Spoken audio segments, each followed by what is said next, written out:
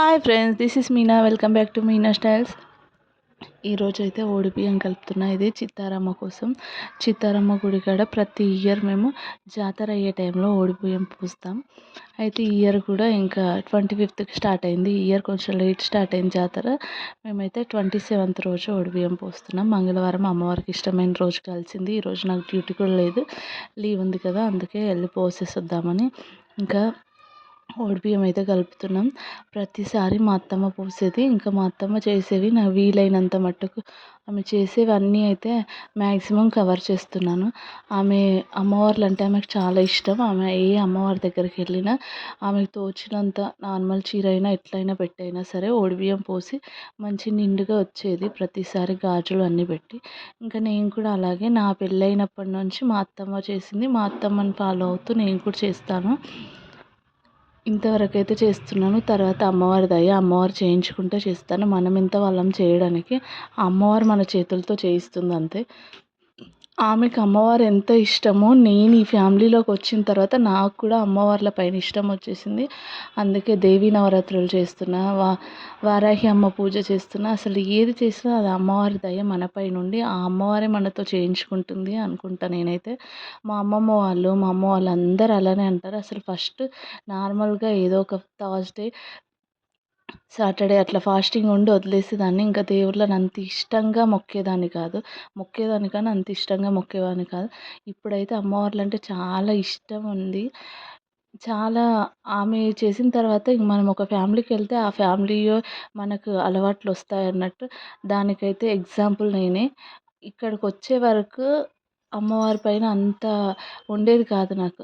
ఆమె చూసిన తర్వాత, ఆమె మొక్కిన తర్వాత నాకు చాలా ఇంట్రెస్ట్ వచ్చింది.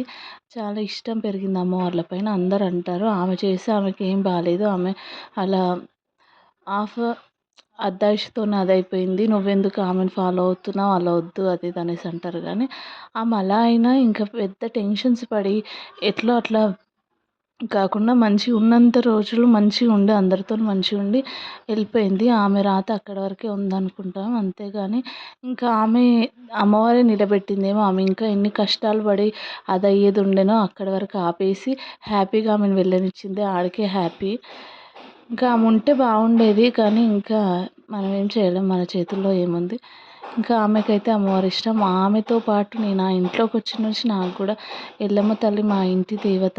ఆ ఎల్లమ్మ తల్లి కానీ అమ్మవార్లు ఎవరైనా వెళ్ళినప్పుడు మొక్కడం, ఆమె నిమ్మకాయలతో పూజ చేసేది, నిమ్మకాయలతో కానీ అలా చేయడం చాలా హ్యాపీ అయిపోయింది. ఇక్కడికి వస్తే ఇంకా ఈసారి నాకు నైట్ అంతా మా పిల్లల ప్రోగ్రామ్కి వెళ్ళి 2 అయిపోయింది వచ్చేసరికి. ఇంకా బిజీ అయిపోయింది. ఇంకా మార్నింగ్ ఎవరిని పిలవలేదు. ప్రతిసారి ఎవరినైనా పిలుచుకొని అందరితో వెళ్ళేవాళ్ళం. ఈసారి ఎవ్వరు లేరు, నేను నా పిల్లలు మా ఆయన అంతే, నలుగురం వెళ్ళి బియ్యం అయితే పోసేసి వచ్చాం. బియ్యం కలుపుతున్నాను. ఇంకా తెలుగు వాళ్ళందరికీ తెలుసు బియ్యం అంటే 5 కిలోలు. కానీ అమ్మవారికి బియ్యం పోసేటప్పుడు ఏదైనా ఒక బౌల్తో 5 బౌల్స్ పోసి, 5 కేజీలే అని కాదు, 5 గ్లాస్తో కానీ అలా. నేనైతే నా దగ్గర ఒక బౌల్ ఉంటుంది, ప్రతిసారి అమ్మవారికి అలాగే పోస్తాము. 5 బౌళ్ళు పోసి దాంట్లో ఇంకా 10 తమలపాకులు, 5 కుడకలు, 5 వక్కలు, 5 ఖర్జూర పండ్లు, 5 పసుపు, 5 కుంకుమ, 5 కాయిన్స్, ఇంకా గాజులు ఇష్టం. ఇంకా చీర మన ఇష్టం, చీర బ్లౌజ్ టవలా ఇవ్వచ్చు, లేదంటే 2 బ్లౌజ్ పీసులు పెట్టైనా బియ్యం పోసేయచ్చు.